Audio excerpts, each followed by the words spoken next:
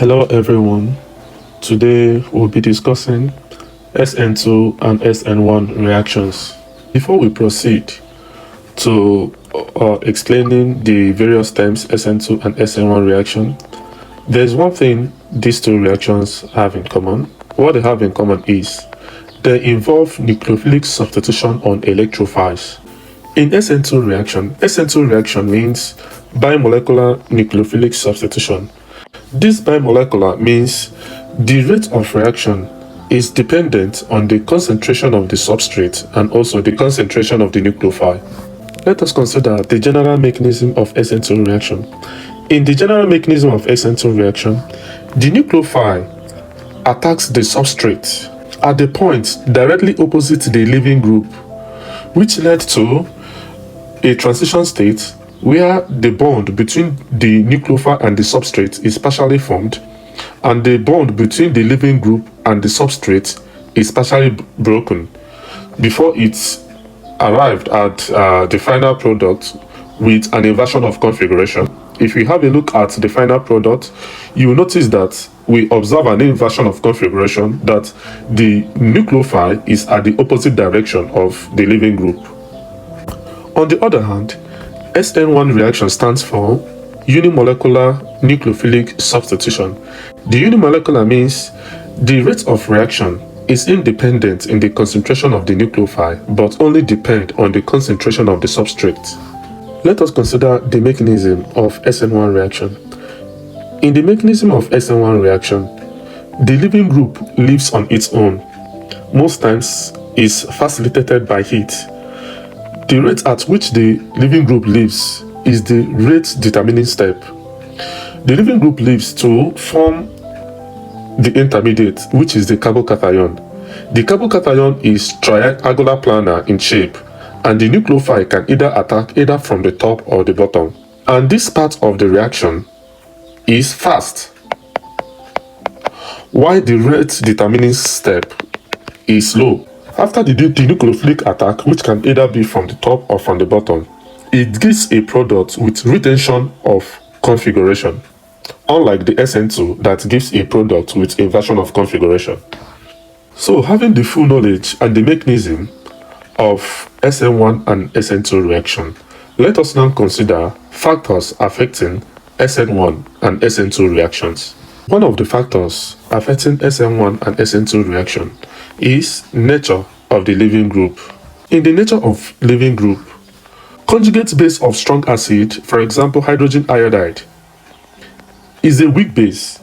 Other examples of conjugate bases of strong acid which are good leaving group include the bromide ion, the chloride ion, and the triflate ion. Another thing we have to put into consideration is both SN1 and SN2 are affected by bad leaving group. If the leaving group is bad, neither SN1 nor SN2 will occur.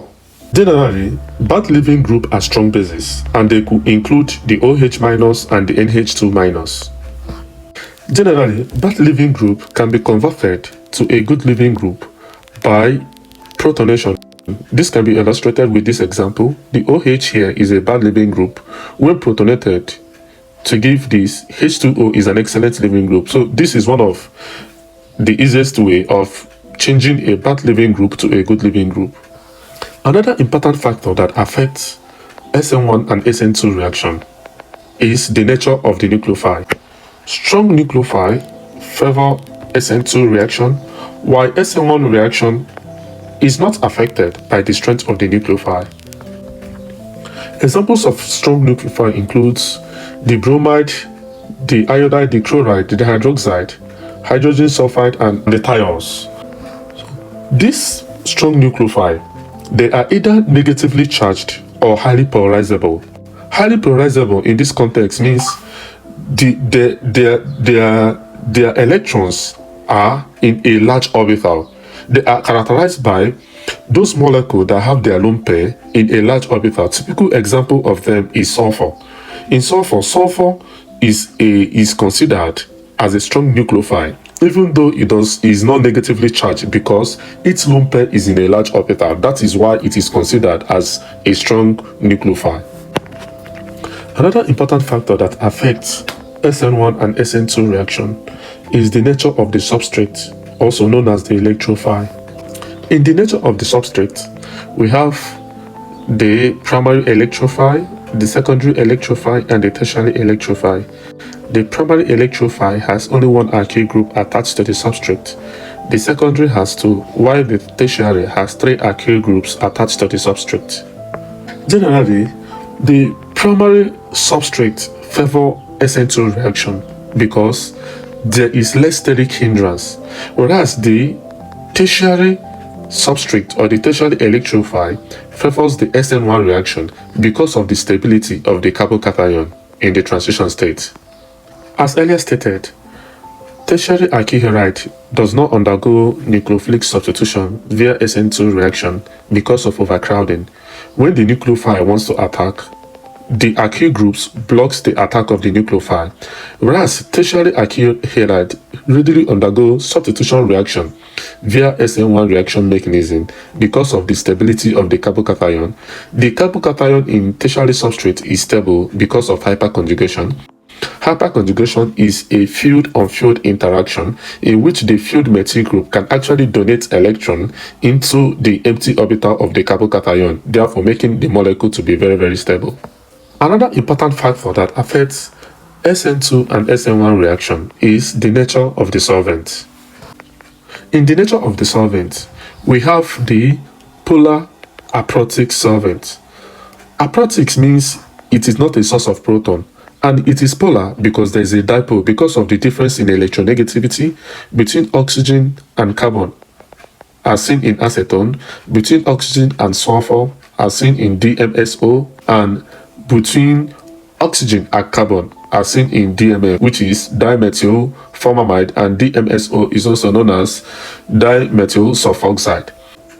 So in polar aprotic solvent, the nucleophile is very reactive and does not have any hindrance to reactivity. Generally, both SN1 and SN2 reaction, before they can react, they need to be dissolved in a solvent. Polar aprotic solvent favor SN2 reaction more because it does not hinder the reactivity of the nucleophile, rather it makes the nucleophile to be more reactive. On the other hand, polar aprotic solvents, they are also source of proton. They are polar aprotic when you have hydrogen attached to highly electronegative elements, like as you can see in water. These solvents are source of proton donor. They favor SN1 reaction because polar aprotic solvents, they are those solvents in which hydrogen is attached to highly electronegative elements like oxygen, and also they are source of proton donor. The SN1 reaction requires polar aprotic solvent to stabilize the carbocation. So in summary, SN2 reaction requires a strong nucleophile, whereas SN1 reaction is independent on the nature of the nucleophile. It can take place whether with strong nucleophile or with weak nucleophile. Then SN2 reaction requires a primary alkyl halide or the primary substrate or primary electrophile because of less steric hindrance, whereas the SN1 reaction requires the tertiary substrate because of the stability of the carbocation. SN2 reaction requires polar aprotic solvent because the nucleophile is more reactive in polar aprotic solvent, whereas in SN1 reaction requires a polar aprotic solvent to stabilize the carbocation. In SN2 reaction, we observe inversion of configuration, but in SN1 reaction, there is retention of configuration. SN2 reaction is a one-step process, whereas SN1 reaction is a three-steps process. Thank you so much. Please, if you like my video, subscribe, like, and share. Then if you have any suggestion, please feel free to leave your suggestion in the comment section.